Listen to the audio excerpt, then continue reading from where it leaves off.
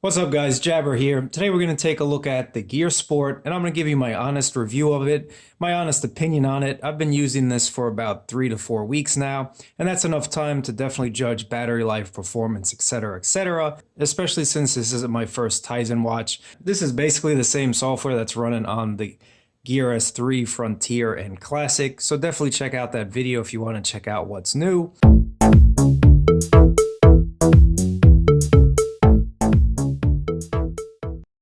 The Gear Sport will run you between $299 or it's been regularly on sale at Best Buy and Amazon for $249. I'll leave those links in the description below.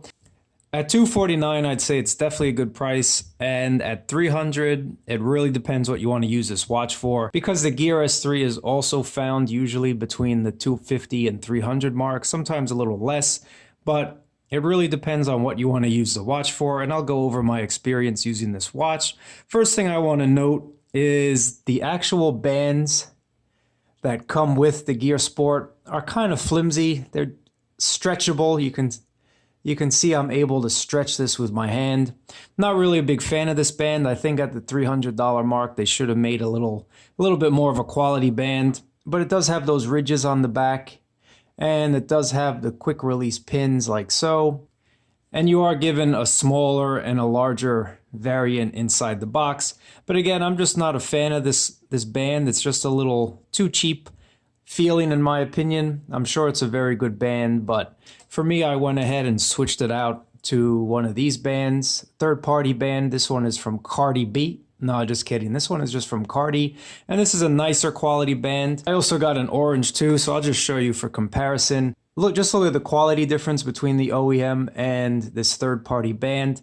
This one is definitely a lot thicker, does not stretch as easily, whereas this one is really thin and I'm able just to pull it and stretch it. So again, I guess it just depends on what you're looking for, but for me, I definitely wanted something that felt a little better. Putting the bands aside, watch charges with wireless Qi charging, and my Gear S3 charger works with this watch as well, so if you have a few extra lying around, you do not need to purchase new ones for the Gear Sport, which is really nice. I'm glad Samsung didn't do some trickery and not allow us to use the old style chargers. Charging on this Qi charger takes about 2 hours, and that's really not a big deal. Charging is very seamless, just plopping the watch on the cradle, and it is magnetic.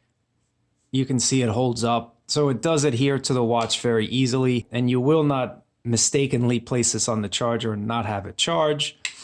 But overall, the quality of this watch is really nice. Definitely what you've come to expect from Samsung. They make a quality product basically in everything they make these days, and I'm really happy with the quality. And as far as this versus the Gear Frontier, I did make a video which I'll leave a link to in the description below, as well as this card, again, if you want to check that out. But I found myself wearing this Gear Sport a lot more often just because it is smaller. I definitely like how it fits on the wrist. That's just my personal preference. And as far as a lot of people complaining that this doesn't have Samsung Pay with MST technology, most of the time I have my phone with me which has that, so that's really not a big deal for me. And it does have the NFC payments, and a lot more places, especially here in New York, are accepting NFC payments with the new terminals. So more and more you're able to use NFC payments everywhere you go. Another major complaint about this watch is that Samsung omitted that speaker to achieve that 50 ATM water resistance. But for me, I really haven't noticed it. I really don't use it all that often. If you're someone that wants to take calls on your wrist, this might not be the watch for you.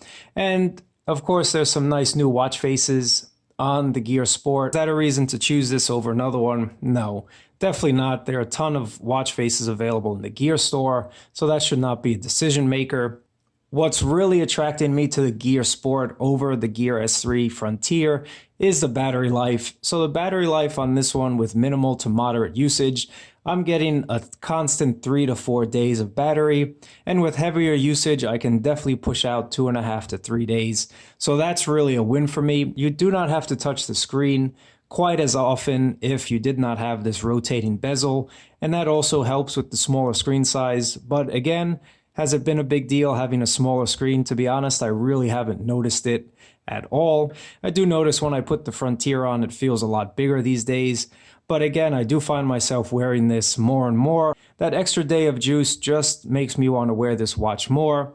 And don't get me wrong, the Frontier and the classic S3s get great battery life as well, 2 to 3 days. But again, that extra day of battery life just does it for me. I've compared this to other wearables that I have, and it's definitely on point in terms of the heart rate sensor. I've already made a couple videos comparing this to the Frontier and on the Tizen software experience, so I don't want to make this a super long video. Just a quick recap, and just to let you know that battery life is excellent on this device.